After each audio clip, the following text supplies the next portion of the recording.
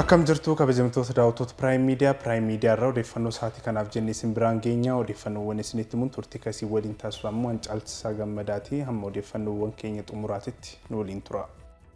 Fooyya'insi diinagdee gooroo hojiirra oole yeroo gabaabaa keessatti bu'aa abdachiisaa galmeessuu Pireezidaantii Taayyee Asqasillaaseen ibsan. Fooramiin Faayinaansii Itoophiyaa guyyaa irraa gaggeeffamuu eegaleera. Pireezidaantii Taayyee Asqasillaaseen haasawaa waltajjichaa irratti taasisaniin fooyya'insi diinagdee gooroo yeroo gabaabaa keessatti bu'aa jajjabeessaa galmeessisuu dubbataniiru. Dameen faayinaansii biyyattii waggoottaniif guddina barbaadamu osoo hin galmeessin turuu yaadachiisuun qormaatilee damicha mudatan furuun sirna hammataa fi ammayyaa uumuuf fooyya'insi diinagdee gooroo hojiirra ooluu eeraniiru. Yeroo itti aanuttis damee faayinaansii biyyattii gara diijitaalaatti ceesisuuf hojjetamuu akka qabus kaasaniiru. Fooramiin kun rakkoolee damee faayinaansii hambisuuf gaafii damee dhuunfaa gara waltajjii baasuu fi rakkoolee yaadota furmaata walitti qabuuf faayidaa olaanaa qabaachuus ibsaniiru. Fooramicha irratti bulchaan baankii biyyaalessaa Maammoo ምህረቱ dabalatee hooggantoonni mootummaa olaanoo, pireezidaantonni baankotaa fi keessummoonni biroon hirmaataniiru.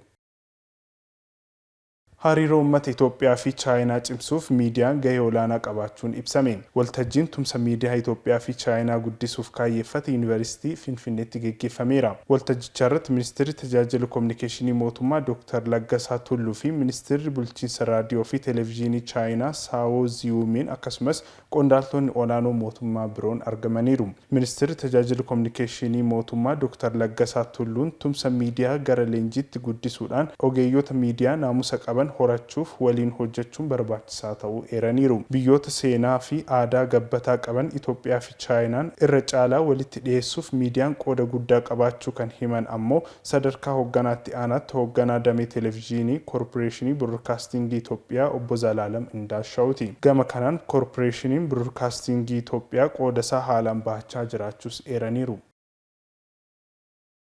Abbaan taayitaa qabeenya kalaqa sammuu Itoophiyaa lammiilee kalaqa qaban akka galmeessisiisan waamicha dhiyeesse. Abbaan taayitaa qabeenya kalaqa sammuu Itoophiyaatti itti aanaa daayireektara olaanaa obbo Indaaluu Moosisaa waajjirri isaanii kalaqa haaraa galmeessuu, kalaqa kanaan dura ture fooyyeessuu akkasumas mallattoo daldala biyya keessaa fi alaa dabalatee mirga abbummaa aartiiwwanii galmeessaa jiraachuu Prime Mediaatti himaniiru. Qabeenyi kalaqa sammuu akka biyya keenyaatti gatiin jabaan hin kennamneef jedhan obbo Indaaluun. Qabeenya dhuunfaa kan bu'aa ummataa buusu waan ta'eef akka biyya keenyaatti xiyyeeffannootti kennuu dhabuun biyya keenya dorgommii idil addunyaa keessaa hanbiseeraa jedhan daayirektarri itti aanaan abbaa taayitaa qabeenya kalaqa sammuu Itoophiyaa. Waltajjichi galmeessaa qabeenya kalaqaa irratti hubannoo uumaa jira. Hojii kana naannolee garagaraatti dameewwan adda addaa banuun kalaqni lammiilee galmaa jiraachuus ibsaniiru. Itoophiyaan biyya bal'aa lammiilee miiliyoona 120 ol qabdu waan taateef kalaqni haaraa faayidaa ummataa giddu galeeffate akka qabeenya dhuunfaatti akka galmeessisan waamicha isaanii dhiyeessanii jiru.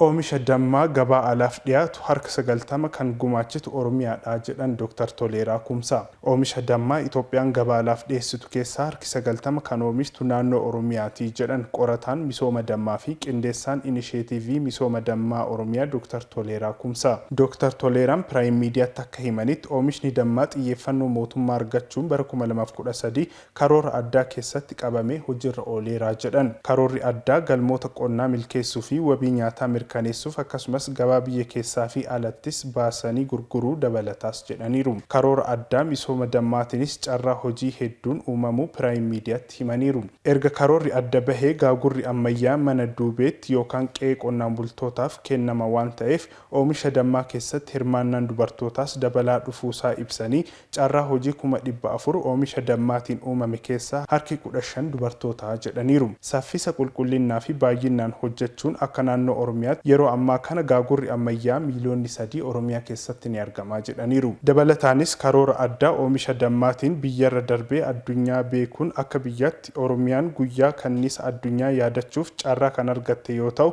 godina Jimmaatti qophaa'aa kan jiruu fi biyyoonni garagaraa 70 irratti kan hirmaatan ta'uu Dr. Toleeraan ibsanii jiru. Boontuu Guutamaatu gabaase. Daawwattoota keenya ammoo odeeffannoowwan maddeen alaa irraa argannetti ceena.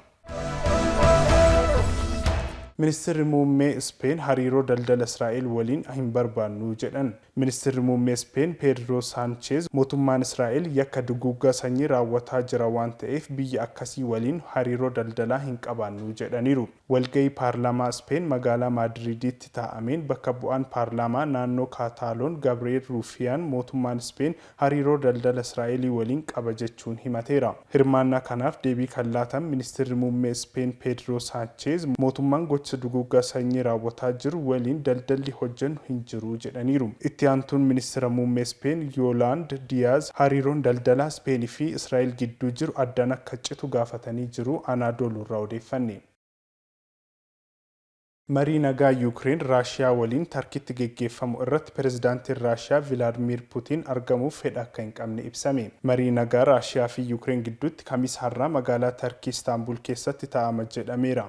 Pirezidaantiin Raashiyaa Vilaadimiir Puutiin garuu akka irratti hirmaanni Raashiyaan beeksifteetti. Jilli Raashiyaa irraa deemu bakka Puutiin gargaaraa pirezidaantii Vilaadimiir Meediniskiin akka durfamu ibsi Kireemiliin irraa bahe ni argisiisa. Pirezidaantiin Yuukireen Zeeleniskiin kanaan dura marii kana irratti pirezidaantii Raashiyaa Puutiin kan argaman taanaan ijaan wal arginee waliin dubbannaa jedhanii turan. Puutiinii fi Zeeleniskiin erga muddee bara 2019 as walitti dhufanii hin beekan. Raashiyaa fi Yuukireen yeroo dhumaatiif marii kallattiitiif kan ta'an bitootessa bara 2022 Istaanbul keessatti ture. Aljeeziraa fi BBC irraa odeeffanne. Daawwattoota keenya odeeffannoowwan Piraayim Miidiyaa irraa sa'aatii kanaaf isiniif qabannee dhiyaanne kana fakkaataa qophiiwwan keenyatti fufu turtii gaarii.